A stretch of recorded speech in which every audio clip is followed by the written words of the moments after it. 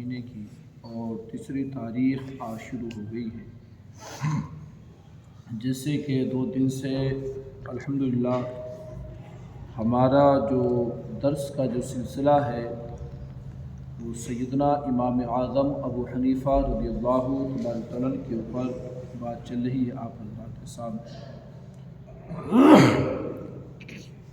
اور ان کا سیدنا امام اعظم ابو حنیفہ رضی اللہ تبارک عنہ کے علمی تعلق سے بھی آپ حضرات کے سامنے کچھ موتی میں نے پہنچانے کی کوشش کری، اور سیدنا امام اعظم ابو حنیفہ رضی اللہ تبارک عنہ کے تقویٰ اور آپ کا علمی شوق، اس حوالے سے کچھ تھوڑی سی اور بات چیت آج کریں گے انشاءاللہ، کیونکہ آج سیدنا امام اعظم ابو حنیفہ کا سے مبارک ہے۔ ایک مرتبہ اور درود شریف پڑھیے، اللہم صلی وسلم علی سیدنا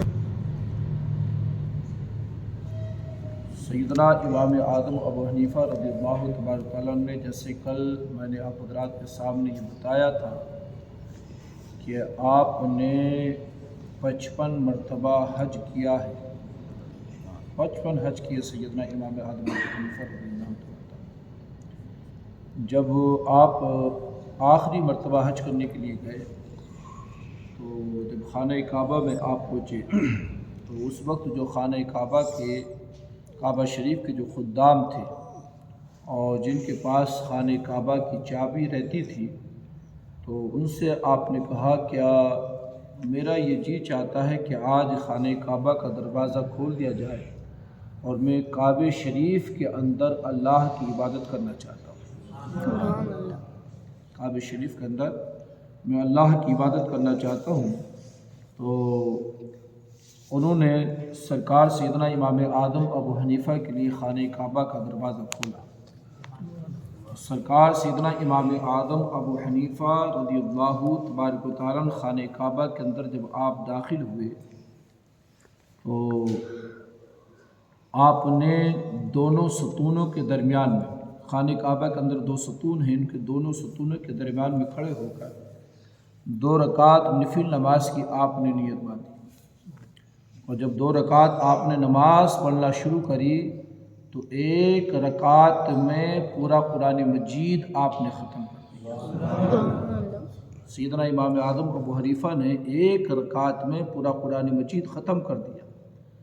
جب نماز سے آپ فارغ ہوئے، نماز سے فارغ ہونے کے بعد آپ نے اپنی داڑھی مبارک کو اپنے ہاتھ میں لیا، اور لینے کے بعد آپ رب ذوالجلال کی بارگاہ میں التجا کرتے ہیں، مالک مولا ابو حنیفہ نے اس طرح سے تیری عبادت کا حق ادا نہیں کیا جیسے عبادت کرنے کا حق ہے، مولا ابو حنیفہ ایسے تیری عبادت نہیں کر پایا جیسے کہ عبادت تیری کرنے کا حق ہے۔ اللہ اکبر۔ آج ہم تو کے حالات کیا ہے؟ اگر جمعے کی نماز پڑھنا تو یہ سمجھتے ہیں کہ ڈائریکٹ اب جنت میں چلے جائیں گے۔ اگر 2-4 ٹائم کے لگاتار ہم تو نماز پڑھتے رہیں تو پھر مطلب یہ ہے کیا ہم سے بڑا متقی گاؤں کے اندر، بستی کے اندر کوئی نہیں ہوگا، محلے کے اندر ہم سے بڑا متقی پرہیزگار کوئی نہیں ہے اگر 2-4 ٹائم کے لگاتار نماز پڑھ لیں، اور مہینہ یا ہفتہ 10 دن پڑھ لیں تو پھر تو بات ہی الگ ہوگی، پھر تو وہ جس امام کے پیچھے پڑھ لیں اس امام کی بھی کوئی ہمارے سامنے حقیقت نہیں ہے نا۔ اگر لگاتار نماز پڑھنا شروع کر دیں تو پھر اس امام کی بھی کوئی حقیقت نہیں ہے جس کے پیچھے نماز پڑھ لیں اور جس کے صدقے میں ہم امید کرتے کہ نماز سے قبول ہو جائے۔ آج کے دور میں ہم اتنے متکبر ہیں، کبھی رونا تو ہمیں آتا ہی نہیں، رونے والی تو آنکھیں اللہ نے ہم سے چھینی لی، اللہ رب العزت نے رونے والی آنکھیں چھینی، اللہ سے مانگا کرو یا مالک مولا تو مجھے اپنی بارگاہ میں رونے والی آنکھیں عطا فرما دے۔ اللہ کے رسول صلی اللہ علیہ وسلم ارشاد فرماتے ہیں کہ خوف خدا سے یا خشیت الہی میں اگر آنکھ سے ایک آنسو بھی بندے کا نکل جائے تو اللہ رب العزت اس آنسو کے صدقے میں اس کے تمام گناہوں کو مٹا دیتا ہے، اس کے تمام گناہوں کو مٹا دیتا ہے۔ اور جس آنکھ سے خوف خدا میں، خشیت الہی میں یا محبت خدا میں آنسو نکلا، اللہ کے حبیب فرماتے کہ اس آنکھ پر اللہ جہنم کو حرام کر دیتا ہے، اس آگ پر اللہ رب العزت جہنم کو حرام کر دیتا ہے، پھر اس آگ جہنم اس آگ کو نہیں چھوئے گی، اس آگ کو کہ جو خشیت الہی سے روئی ہے، آج ہمارے پاس وہ نہیں۔ آپ اپنی داڑھی مبارک کو پکڑے ہوئے زار و قطار ہو رہے ہیں، آپ کی داڑھی مبارک بھیگ جاتی ہے۔ خانہ کعبہ کے کونوں سے آواز آتی ہے، ابو حنیفہ ہم تیری عبادت سے خوش ہو گئے، ہم تیری عبادت سے خوش ہو گئے ہیں۔ ابو حنیفہ مانگو کیا مانگنا چاہتا ہوں؟ اللہ اکبر۔ ابو حنیفہ مانگو کیا مانگنا چاہتا ہوں؟ آپ نے پوچھا یہ آواز کس کی ہے؟ آواز آئی ابو حنیفہ یہ تیرے پروردگار کی آواز ہے، مانگ کیا مانگنا چاہتا ہوں؟ اللہ اکبر۔ سیدنا امام اعظم ابو حنیفہ رضی اللہ تبارک ارشاد فرماتے، مالک مولا میں تجھ سے اپنی بخشش کا طالب ہوں کہ تو میری بخشش فرما دے، اور میں تیری دی ہوئی توفیق سے یہ بھی جانتا ہوں کہ لوگ میرے مسلک کو مانیں گے قیامت تک، اور میرے مسلک کو فالو کریں گے اور اس پر عمل کریں گے۔ مالک مولا تو اس سے یہ میں التجا کرتا ہوں جو قیامت تک میرے مسلک کے اندر داخل ہو جا، میں اس کی بھی بخشش تجھ سے مانگ رہا ہوں۔ حنفیوں اپنی قسمت پہ ناز کرو۔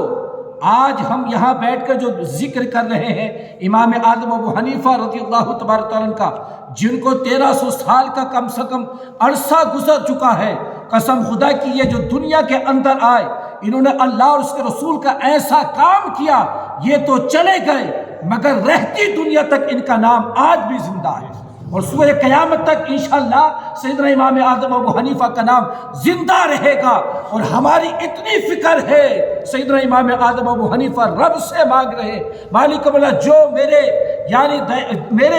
مسلک کے اندر داخل ہو جائے میں اس کی بھی بخشش تجھ سے طلب کرتا ہوں۔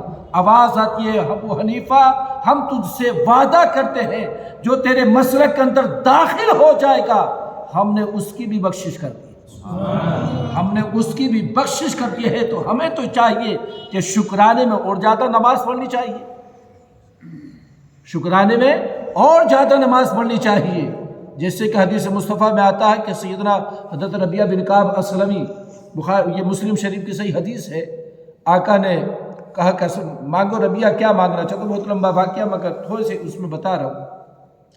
تو وہ خادم خاص تھے، آقا کو وضو کرایا کرتے تھے، تو اللہ کے رسول صلی اللہ علیہ وسلم سے ارشاد فرمائے یا رسول اللہ اگر آپ عطا کر رہے ہیں تو میں جنت میں آپ کی جیسے میں دنیا کے اندر آپ کی خدمت کر رہا ہوں، جنت میں بھی میں آپ کی خدمت کرتا رہوں، آپ کے غلاموں میں رہوں۔ یعنی جنت تو مانگ رہے مگر وہ جنت مانگ رہے کہ جو خاص اللہ کے رسول کے لیے جنت ہے، جنت بھی مانگ رہے نا تو وہ جنت مانگ رہے۔ تو اللہ کے رسول صلی اللہ علیہ وسلم نے کہا کہ ربیعہ جاؤ تم کو جنت عطا کر دی گئی ہے، مگر اب نوافل اور نماز کی کثرت کرنا، اللہ کے رسول فرماتے ہیں نوافل اور نماز کی کثرت کرنا اور اس سے تم میری مدد کرنا۔ اللہ اکبر۔ تو حضرت ربیعہ بن کعب اسلمی کو زبان مصطفیٰ سے جنت مل چکی، مگر اس کے باوجود بھی آپ کثرت سے نماز پڑھتے اور نوافل ادا کرتے۔ تو جب سیدنا امام اعظم کے صدقے میں اللہ نے ہماری بخشش کر دی ہے تو ہمیں تو چاہیے کہ شکرانے میں اور زیادہ نماز ادا کرے کہ کل قیامت کے دن جب ان کے دربار میں پیش ہو تو ہمارا سر سے شرم سے سر نیچے نہ جھکے، بلکہ فخر سے وہ کہیں کہ یہ دیکھو میرے ماننے والا آ رہا ہے، یہ میرے فالوور آ رہا ہے، میرے ماننے والا آ رہا ہے، کہ جو طریقہ میں نے اس کو دیا تھا اس کو اس نے مضبوطی سے مانا ہے، مضبوطی سے مانا ہے۔ اللہ اکبر۔ یہ سیدنا امام اعظم ابو حنیفہ ہیں کہ ایک رکعت میں پورا قرآن پڑھ دیتے، ہم تو پورے سال میں بھی ختم نہیں ہو پاتا۔ بولیے رمضان کے علاوہ آپ نے پورے سال میں قرآن ختم کرا ہے کوئی ایسا؟ رمضان میں الٹا سیدھا جو ہم پڑھ لیں، رمضان میں جو توفیق تھوڑی بہت مل جائے پڑھ لیں، اس کے علاوہ کوئی ہے ایسا ہم تو کے اندر کہ جو رمضان کے علاوہ پورا قرآن ختم کر دے پورے سال میں؟ پورے سال میں بھی ہم سے قرآن ختم نہیں ہو پاتا۔ اور سیدنا امام اعظم ابو حنیفہ اتنی مصروفیات کے ساتھ، اتنی مصروفیات آپ کی، کیا رات و دن مطلب یہ ہے کہ لوگوں کے فتووں کا جواب دینا، شریعت کی باتیں لوگوں کو بتانا، درس حدیث لوگوں کو سنانا، فقہ لوگوں کو بتانا، تمام مصروفیات کے باوجود بھی جس جگہ پر سیدنا امام اعظم ابو حنیفہ کی قبر بنی ہے، جس جگہ آپ جس مٹی کے نیچے دفن ہے، اس جگہ پر بیٹھ کر سیدنا امام اعظم ابو حنیفہ نے 7000 مرتبہ قرآن کو ختم کیا ہے۔ 7 مرتبہ نہیں، 7000 مرتبہ قرآن عظیم فرقان حمید کو سیدنا امام اعظم نے اس جگہ پر بیٹھ کر پڑھا ہے 7000 مرتبہ امام اعظم ابو حنیفہ نے۔ اب آپ اندازہ لگائیے کہ کتنا آپ کو شوق ہوگا قرآن مجید فرقان حمید سے، کتنا لگاؤ ہے۔ آج ان کے ماننے والے فجر کی نماز کے بعد انہیں سورہ یاسین شریف پڑھنے کا بھی وقت نہیں ہے۔ قرآن پڑھنا تو بہت بڑی، اگر پورا قرآن پڑھنا تو پورا پارہ پڑھنا تو بہت بڑی بات ہوگی، ہمارے پاس سورہ یاسین شریف کا ہی وقت نہیں ہے۔ تو بتاؤ کس منہ سے تم نبی کی بارگاہ میں ہم تم کھڑے ہوں گے؟ کل قیامت کے دن اگر اللہ کے رسول نے اپنا چہرہ مبارک ہم سے پھیر لیا تو بتاؤ کوئی ٹھکانہ ہے ہمارے پاس جو ہم جس کے پاس جا کر کھڑے ہو جائیں؟ جو قرآن سے محبت کرتا ہے، اللہ کے رسول فرماتے پھر قرآن اس سے محبت کرتا ہے، اور جس سے قرآن محبت کرے اس سے خدا محبت کرتا ہے، اس سے اللہ محبت کرتا ہے۔ تو سیدنا امام اعظم ابو حنیفہ ہیں کہ پوری رات آپ قرآن مجید کی تلاوت کرتے رہتے اور پوری رات میں ایک قرآن مجید ختم کر دیتے۔ رمضان شریف آتا، اب رمضان شریف آتا، اگر ہم نے 2 قرآن پڑھ لیے تو بہت بڑا تیر مار دیں گے ہم تو 2 قرآن پڑھ لیے تو مطلب یہ کہ بہت بڑی بات ہے، اور وہ بھی اللہ ہی بہتر جانے کہ وہ پڑھائی کیا پڑھائی ہے، اللہ ہی بہتر جان سکتا ہے اس کو، وہ قبول ہے یا نہیں ہے اللہ بہتر جانتا ہے۔ سیدنا امام اعظم ابو حنیفہ رضی اللہ تبارک رمضان شریف کے اندر 62 مرتبہ قرآن مجید ختم کرتے۔ کتنے؟ ایک دن میں پڑھتے قرآن مجید، ایک قرآن مجید آپ رات کو پڑھتے، ایک قرآن مجید دن میں، ایک رات میں، کتنے ہو گئے؟ 60 ہو گئے۔ ایک تراویح کی نماز میں آپ پڑھتے، کتنے ہو گئے؟ 61 ہو گئے۔ اور ہم تم جب عید کا چاند نظر آ جاتا ہے تو اس چاند رات میں تو پھر تو شاپنگ میں اور مستی میں لگ جاتے ہیں، دودھ لے کر آنا اور یہ لے کر آنا اور بریانی بنوانی، یہ بنوانا وہ بنوانا، اسی میں لگ جاتے نہیں لگ جاتے؟ بولیے۔ بلکہ وہ اتنی مبارک اور مقدس رات ہے کہ اللہ فرماتا ہے، اللہ کے رسول صلی اللہ علیہ وسلم فرماتے کہ اس رات میں اللہ رب العزت اپنے بندوں کو مزدوری عطا کرتا ہے۔ جو رمضان میں انہوں نے کام کیا نا تو اس کی مزدوری دی جاتی ہے اس رات کے اندر، اور وہ مقبولیت کی رات ہے، وہ مقبولیت کی رات ہے۔ اللہ اکبر۔ سیدنا امام اعظم ابو حنیفہ اس رات میں ایک قرآن ختم کر، کتنے ہو گئے؟ 62 ہو گئے پورے۔ سیدنا امام اعظم ابو حنیفہ یہ ہیں امام اعظم۔ جب تک آپ اپنی زندگی میں جب تک باحیات رہے، ہر سال رمضان مجید میں 62 قرآن مجید آپ ختم کرتے، 62 قرآن مجید پڑھتے رہے۔ تو ہم کم سے کم اگر 62 نہیں پڑھ سکتے ہیں تو کم سے کم 3-4 تو قرآن مجید ہمیں بھی ختم کرنی چاہیے۔ ارے بھائی ہر 10 دن میں اگر ہم کریں گے تو 3 بھی ہو جائیں گے۔ سیدنا امام اعظم ابو حنیفہ سے زیادہ تو ہم مصروف نہیں ہو سکتے نا، بولیے۔ سیدنا امام اعظم ابو حنیفہ سے زیادہ ہمارے پاس مصروفیات نہیں ہے، اور میں نے یہ تمہیں کل بتا دیا کہ وہ خود تاجر بھی تھے، خود تاجر بھی تھے۔ اور جب سیدنا امام اعظم رضی اللہ تبارک تعالیٰ درس دیتے نا، آپ جب بچوں کو پڑھاتے اور درس کی جو آپ کی محفل چلتی تو فجر کی نماز کے بعد میں جیسے سورج شروع ہوتا، فجر کی نماز کے بعد میں آپ درس گاہ میں آ جاتے، اور درس گاہ میں آنے کے بعد ظہر تک آپ بچوں کو تعلیم دیتے رہتے، پڑھاتے رہتے، درس حدیث اور قرآن حدیث اور فقہ بچوں کو پڑھاتے رہتے۔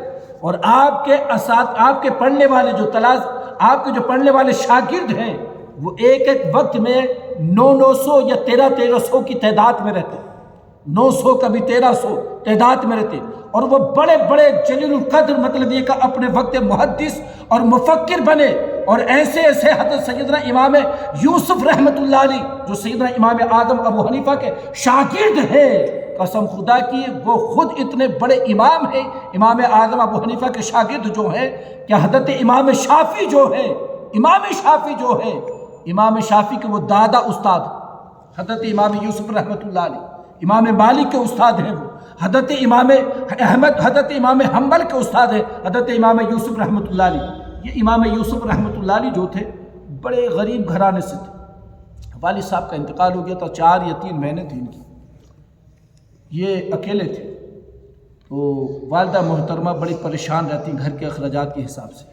انہوں نے جب تھوڑا ہوش سنبھالا، جب تھوڑے ہوشیار ہوئے نا، تو ان کی والدہ محترمہ ایک دھوبی کے پاس لے گئی ان کو، حضرت امام یوسف کو دھوبی کے پاس لے گئی، اور لے جانے کے بعد کہا کہ یہ میرا بیٹا ہے، یوسف ہے، یہ روزانہ تمہارے پاس صبح سے شام تک کام کرے گا، اس کے عوض میں جو تم پیسے دو گے وہ مجھ کو دے دینا تاکہ میرا گھر بار چلتا رہے۔ سیدنا امام یوسف رحمۃ اللہ علیہ روزانہ دھوبی گھاٹ جاتے اور کپڑے دھوتے، پورا دن آپ یہی کام کرتے۔ ایک دن جب آپ دھوبی گھاٹ جا رہے نا، تو آپ اس راستے سے گزرے جس راستے میں سیدنا امام اعظم ابو حنیفہ کا مدرسہ پڑھتا۔ سبحان اللہ۔ سیدنا امام اعظم ابو حنیفہ رضی اللہ عنہ درس حدیث لوگوں کو سنا رہے تھے، شاگرد سن رہے تھے، آپ پڑھا رہے تھے، تو یہ دروازے پہ کھڑے ہو کے سنتے رہے۔ جب دروازے پہ کھڑے ہو کے سنا نا ایک دن، تو یہ ادھر کا راستہ بھول گئے، یہی کھڑے کھڑے سنتے رہے، کیونکہ جب حدیث سنے اور وہ بھی امام اعظم ابو حنیفہ کی زبان سے سنے، اللہ اور اس کا رسول کا فرمان سنے امام اعظم ابو حنیفہ کی زبان سے، تو پھر تو اس کی چاشنی ہی الگ ہوگی، وہ لطف اور اندازہ ہی الگ ہوگا۔ تو آپ نے سنا، سننے کے بعد پھر تھوڑی دیر کے لیے دھوبی گھاٹ گئے، پھر آپ مطلب ایک اپنی امی کے پاس آ گئے۔ غرض یہ کہ آپ روزانہ وہاں جانے لگے امام اعظم ابو حنیفہ کے پاس۔ جب امام اعظم ابو حنیفہ کے پاس میں جانے لگے نا، تو ایک دن گئے، 2 دن گئے، جب تیسرے دن گئے تو ماں نے جب گھر پہنچے نا تو خالی ہاتھ پہنچے۔ ماں نے پوچھا بیٹا پیسے نہیں لے کر آ رہے، کیا معاملہ؟ وہ پیسے نہیں تیرے؟ کیا امی جان وہ دے دے گا؟ پیسے بھی اس نے دیے نہیں، پیسے دیے نہیں ہیں، وہ 2-3 دن کے اکٹھے کر کے پیسے دے گا۔ تو امام یوسف رحمۃ اللہ علیہ روزانہ آتے اور وہاں بیٹھ جاتے پڑھنے کے لیے، دھوبی گھاٹ جاتے ہی نہیں، کیونکہ جس کے اوپر پڑھائی کا مطلب نشہ سوار ہو جائے، وہ دنیا کے تمام نشوں کو بھول جاتا ہے، وہ دنیا کی تمام چیزوں کو بھول جاتا ہے۔ جس کے اوپر اللہ اور اس کے رسول کا عشق چڑھ جائے، وہ پھر دنیا کی پرواہ نہیں کرتا۔ امام یوسف رحمۃ اللہ علیہ کی والدہ محترمہ ایک دن پیچھے گئی کہ جا کے دیکھو تو یہ جاتا کہاں، کہ ایسا تو نہیں کہ دوسری جگہ جا رہا۔ آپ کی والدہ پیچھے جا رہی تھی۔ جب جیسی مدرسہ آیا، امام یوسف نا اندر مدرسے میں داخل ہوئے اور جا کر بچوں میں بیٹھ کر پڑھنا شروع کر دیا، بچوں میں بیٹھ کر پڑھنا شروع کر دیا۔ دیکھیے امام اعظم خالی یعنی محدث یا مفکر ہی نہیں تھے، ان کی نظر اللہ رب العزت ان کی نظر میں کیسا کمال رکھا تھا، اور جو ان کی زبان سے نکل جاتا اللہ کیسا قبول فرما لیتا۔ سیدنا امام اعظم ابو حنیفہ رضی اللہ تبارک عنہ کو لوگ آج امام اعظم کے اوپر انگلیاں اٹھاتے ہیں، بد وقت اور امام اعظم ابو حنیفہ کی شان کو گرانا چاہتے ہیں۔ میں یہ کہتا ہوں قسم خدا کی کہ جس کی عظمت کو اللہ اور اس کے رسول نے بلند کیا ہے، اگر پوری دنیا بھی مل کر اس کو گرانا چاہے تو کوئی گرا نہیں سکتا۔ اور جس کو علی شیر خدا نے دعا دے دی ہو جس کے باپ کو، اور جس کو علی شیر خدا نے اپنی دعاؤں میں یاد کر لیا ہو، قسم خدا کی وہ زمانے میں کبھی گر نہیں سکتا ہے۔ اور جس کے منہ میں مصطفیٰ کا تھوک لعاب دہن ہو، وہ زمانے کے سامنے زمانہ اس کو کبھی ذلیل نہیں کر سکتا ہے۔ قسم خدا کی امام اعظم ابو حنیفہ وہ ہے کہ کل بھی ان کا یعنی ان کا ستارہ بلند تھا، اور آج بھی ان کا ستارہ بلند ہی ہے، اور سوئے قیامت تک بلند ہی رہے گا۔ بہرحال ماں اندر پہنچی اور ماں نے امام یوسف کا ہاتھ پکڑا، اور ہاتھ پکڑنے کے بعد کہا کہ یہ ہے تیرا دھوبی گھاٹ؟ جو بھی انہوں نے اپنی زبان میں کہا کہ چل اٹھ، امیروں کے بچے پڑھتے ہیں، ہم غریب ہیں، غریبوں کے بچے پڑھتے نہیں۔ اس دور میں امیروں کے بچے تعلیم حاصل کرتے تھے دین کی، کائے کی حاصل کرتے تھے؟ دین کی۔ آج امیروں کے بچے تعلیم حاصل کرتے ہیں انگریزی کی۔ آج امیروں کے جو بچے ہیں وہ تعلیم حاصل کرتے ہیں انگریزی کی، اور وہ انگریزی پڑھنا کو بڑا فخر محسوس کرتے ہیں، اور جو غریب ہوتے ہیں وہ دین کی تعلیم حاصل کرتے ہیں۔ اگر قسم خدا کی کوئی مالدار کا بچہ، رانی کا مالدار کا بچہ، کوئی ارب پتی کا بچہ یا کروڑ پتی کا بچہ تعلیم حاصل کر لے دین کی، تو کبھی وہ بات سنے گا کسی کی؟ اور کوئی کہہ دے گا اس کی طرف انگلی اٹھا کے؟ نہیں کہہ سکتا۔ اس لیے ہمیں چاہیے کہ امیروں کے بچے آگے آئیں، پڑھیں دین کی تعلیم کو، سمجھے دین کیا ہے۔ پہلے امیروں کے بچے تعلیم پڑھتے تھے، بادشاہوں کے بچے قرآن اور حدیث کی تعلیم حاصل کرتے تھے۔ آج جو ہے ہمارے پاس کچھ بھی نہیں ہے، ہم دین کی تعلیم سے کورے ہوتے چلے گئے۔ بہرحال جب ہاتھ پکڑ کے لے کے چلنے لگی نا ماں، تو حضرت سیدنا امام اعظم ابو حنیفہ نے کہا مائی اس کو چھوڑ دے، مائی اس کو چھوڑ دے، میں دیکھ رہا ہوں یہ بادشاہ کے تخت پہ بیٹھ کر بادام کا حلوہ کھا رہا۔ سبحان اللہ۔ سیدنا امام اعظم ابو حنیفہ نے فرمایا میں دیکھ رہا ہوں کہ یہ بادام کا حلوہ کھا رہا تخت پہ بیٹھ کر۔ تو کہا کہ کیوں مذاق کرتے ہو امام، میں اس قابل کہاں کہ میں اور میرا بچہ بادام کا حلوہ کھا، میں غریب ہوں، میرے شوہر کا انتقال ہو چکا ہے، ہم غریبوں کو تو وہ چیزیں خالی سن سکتے ہیں مگر کھانا کہاں مقدر میں۔ بہرحال سیدنا امام اعظم ابو حنیفہ کی بارگاہ سے وہ ماں لے گئی، دھوبی کے پاس چلے گئے، مگر وہ نشہ ایسا چڑھ چکا تھا آپ کے اوپر، سیدنا یوسف کے اوپر، آپ دوسرے دن پھر آئے۔ امام اعظم ابو حنیفہ نے فرمایا کہ بیٹا اپنے پاس بلایا، اور بلانے کے بعد آپ نے پوری ان سے ان کے گھر کی جو بات تھی نا سب پوچھی کہ کیا معاملہ تھا۔ تو انہوں نے بتایا کہ حضور میری والد کا انتقال ہو گیا ہے، بہنیں ہیں، گھر میں کوئی کمانے والا نہیں ہے، میں دھوبی گھاٹ جاتا ہوں، وہ جو مجھے پیسے دے اس سے گھر چلتا ہے۔ تو آپ نے ان سے پوچھا یہ بیٹا اپنی ماں سے پوچھ کہا کہ تمہارا مہینے کا خرچ کتنا ہے؟ کیا کہا؟ مہینے کا خرچ یا روز کا خرچ کتنا ہے؟ تو جب وہ گھر گیا، گھر جانے کے بعد والدہ سے پوچھا کہ روز کا خرچ کتنا ہے؟ تو والدہ نے مطلب یہ ہے کہ پوچھا کیوں؟ کہ میرے استاد محترم کہا کہ آج پھر تو وہیں چلا گیا مدرسے میں، آج پھر تو مدرسے میں چلا گیا؟ کہ نہیں میرے استاد نے بھیجا ہے پوچھنے کے لیے کتنا خرچ ہے۔ تو کہا کہ جب استاد نے بھیجا تو روزانہ کا 10 دینار کا خرچ ہے۔ کیا کہا؟ روزانہ کا 10 دینار کا، یعنی غصے میں آنے کے بعد یہ بات کہی کہ روزانہ کا 10 دینار کا خرچ ہے۔ وہ آنے کے بعد امام اعظم ابو حنیفہ سے کہا کہ حضور والدہ ایسے کہتے 10 دینار کا روزانہ خرچ ہے۔ آپ نے فرمایا بیٹا تم دین کی تعلیم حاصل کرو، روزانہ 10 دینار ہم دیں گے، سبحان اللہ، روزانہ 10 دینار ہم دیں گے۔ اللہ کو سیدنا امام اعظم ابو حنیفہ روزانہ اپنی جیب سے نکال کر ان کو پیسے دیتے اور وہ پڑھتے جاتے، اور پڑھنے کے بعد اتنے بڑے محدث بن گئے کہ سرکار سیدنا امام اعظم ابو حنیفہ کے انتقال وصال کے بعد میں ہارون رشید بادشاہ کا زمانہ، ہارون رشید بادشاہ کا زمانہ، اب میاں بیوی کے اندر ہر بادشاہ ہو یا عام آدمی ہو اختلافات تو ہوتے رہتے ہیں، باتیں بنتی رہتی ہیں۔ تو بیوی سے نا ہارون رشید نے کسی بات کے اوپر بات بگڑی، اور بگڑنے کے بعد بیوی سے کہہ دیا کہ آج تجھ کو میں طلاق دیتا ہوں، اگر تو میری سلطنت سے آج رات میں نہیں نکلی، رات میں تو تجھ کو 3 طلاق پڑ جائے گی، 3 طلاق تجھ کو پڑ جائیں گے۔ اللہ اکبر! اب سلطنت تو ہارون رشید کی وہاں تک تھی جہاں تک اسلام داخل ہو چکا تھا، 3 بر اعظموں پہ ہارون رشید کی حکومت تھی، تو اب اس کی بیوی زبیدہ کیسے نکل سکتی تھی اس کی سلطنت سے؟ باہر تو نکل نہیں سکتے تھے، اور باہر اگر سلطنت سے نہیں نکلے تو اس کے اوپر 3 طلاقیں پڑ گئی۔ اب بڑے پریشان، جب یہ آدمی جوش میں تو کہہ دیتا مگر جب ہوش آتا نا تو پھر پریشانی آتی ہے کہ یار میں نے یہ کیا کہہ دیا، 3 طلاقیں دے دی اپنی بیوی کو۔ بہرحال جب یہ بات جب وہ ہوش میں آیا تو کہا یار یہ تو بڑا عجب ہو گیا۔ وزیروں نے مشیروں نے مشورہ دیا کہ ایسا کرو، امام یوسف ہیں ان کے امام اعظم کے شاگرد ہیں، ان سے جا کر اس متعلق پوچھا جائے۔ سیدنا امام یوسف رحمۃ اللہ علیہ کو بلایا گیا دربار میں، اور دربار میں بلانے کے بعد جب آپ دربار میں پہنچے تو آپ کو اوپر بٹھایا تخت پر، بادشاہ نے، ہارون رشید نے تخت پر بٹھایا۔ تخت پر جب آپ بیٹھ گئے تو آپ نے فرمایا کہ بتائیے کیا معاملہ ہے؟ حضور ایسے معاملہ، یہ میں نے جوش میں یا غصے میں نے آنے کے بعد یہ کہہ دیا کہ اگر آج رات میری سلطنت سے تم باہر نکلی تو تمہارے اوپر 3 طلاقیں ہیں۔ اب حضور فرمائیے کہ کیا اس کا کیا حکم ہے، اور یہ سلطنت سے باہر نکل نہیں سکتی ہے، اس کا کوئی راستہ ہے؟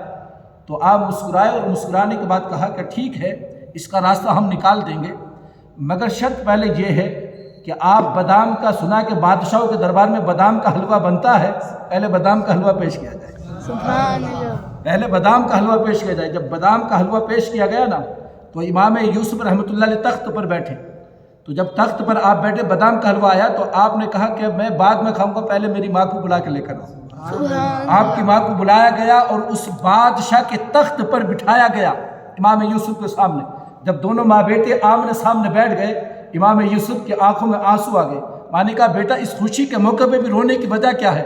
کہا کہ ماں مجھے میرے استاد محترم یاد آ گئے، میرے استاد محترم یاد آئے۔ ایک دن میرے استاد نے تم سے کہا تھا نہیں کہ میں دیکھ رہا ہوں کہ بادام کا حلوہ تخت پر بادشاہ کے بیٹھ کر دونوں ماں بیٹے تم کھا رہے ہو۔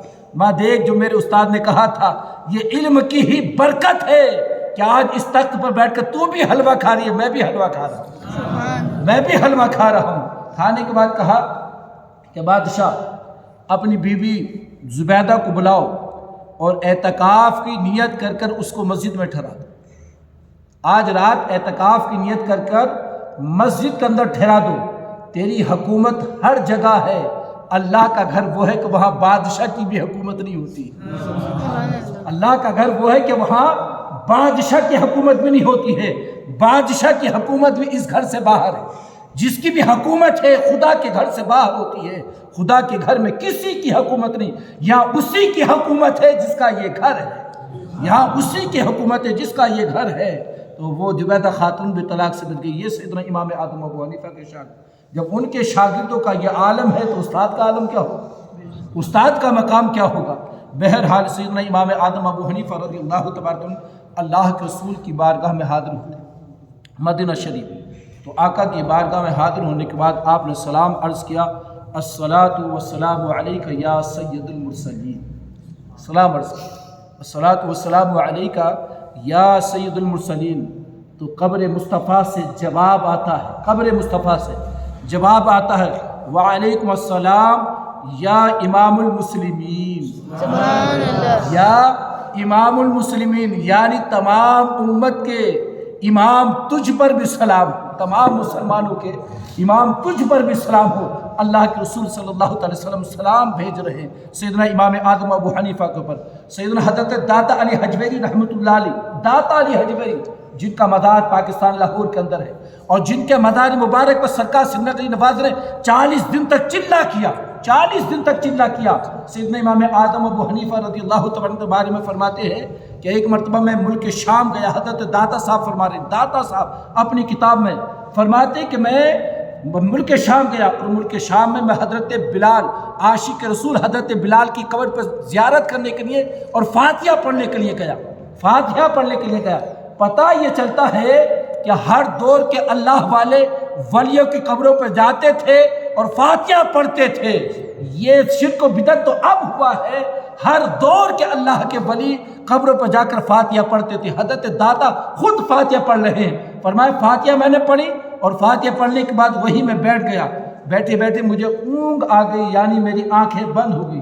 کیا دیکھتا ہوں کہ میں مکہ شریف میں ہوں، اور مکہ شریف میں ہوں، اور جیسے ہی میں نے جب مکہ شریف میں تو کیا دیکھتا ہوں کہ اللہ کے رسول صلی اللہ علیہ وسلم جلوہ گر سبحان آقا تشریف لے کر آ رہے، اور آپ کسی ضعیف، کوئی ضعیف شخص ہے، بڑے حسین و جمیل ہے، بڑے کمزور سے ہیں، ان کی گردن میں اللہ کے رسول ہاتھ ڈال کر لے کر آ رہے ہیں، لے کر آ رہے ہیں۔ کہا کہ جیسے میں نے آقا کو دیکھا، میں نے اللہ کے رسول کے قدم مبارک کو بوسہ دیا، سلام عرض کیا، اور سلام عرض کرنے کے بعد عرض کیا یا رسول اللہ یہ کون ہے جن سے آپ اتنی محبت کر رہے ہیں، آپ ان سے اتنی محبت کریں، کون ہے؟ تو اللہ کے رسول نے فرمایا علی یہ تیرا امام امام اعظم ابو حنیفہ ہے، تیرے امام امام اعظم ابو حنیفہ ہے۔ تو سیدنا علی حجویری رحمۃ اللہ علیہ بھی سرکار سیدنا امام اعظم ابو حنیفہ کے مقلد تھے۔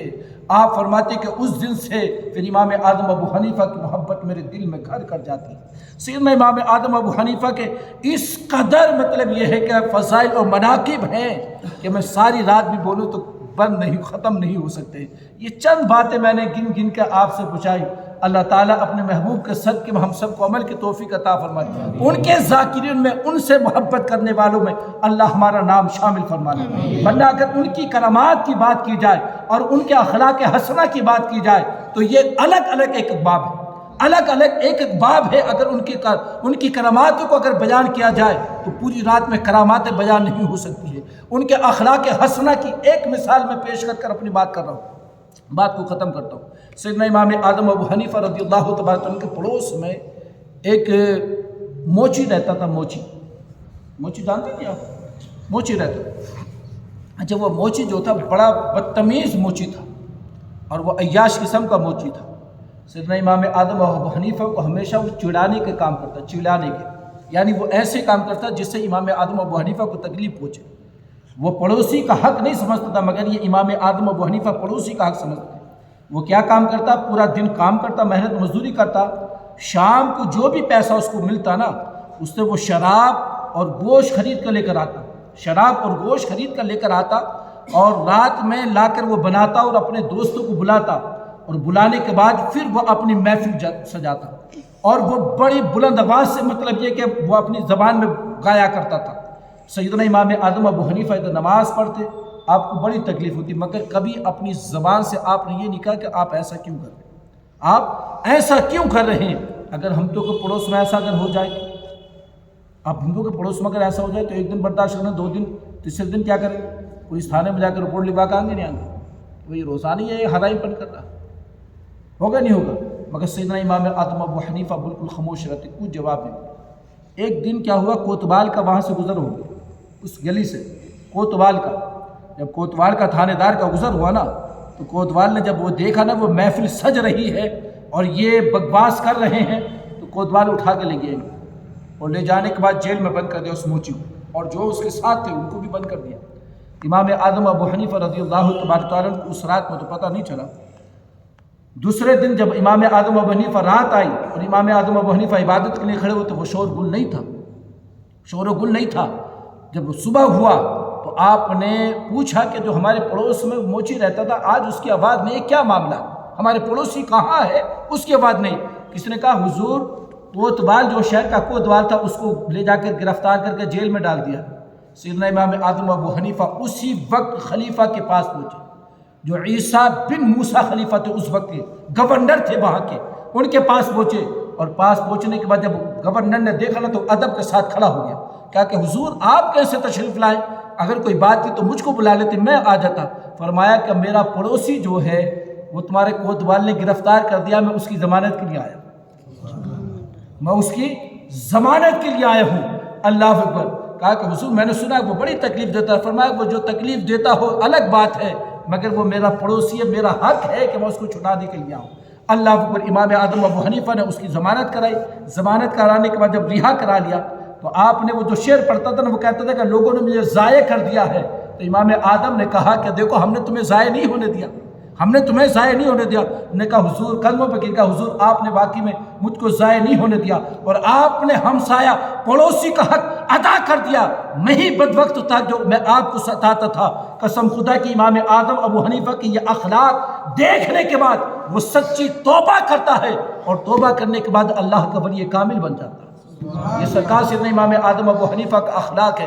ایسے ان گنت بے شمار امام اعظم ابو حنیفہ کے واقعات ہیں، تاریخ کے اندر بھرے ہوئے ہیں، جو میں نے ایک واقعہ آپ تک پیش کیا۔ اللہ تعالیٰ قبول فرما لے اپنے محبوب کے صدقے میں جو ہم نے ذکر کیا۔ مختصر صلاۃ والسلام پڑھیں پھر فاتحہ۔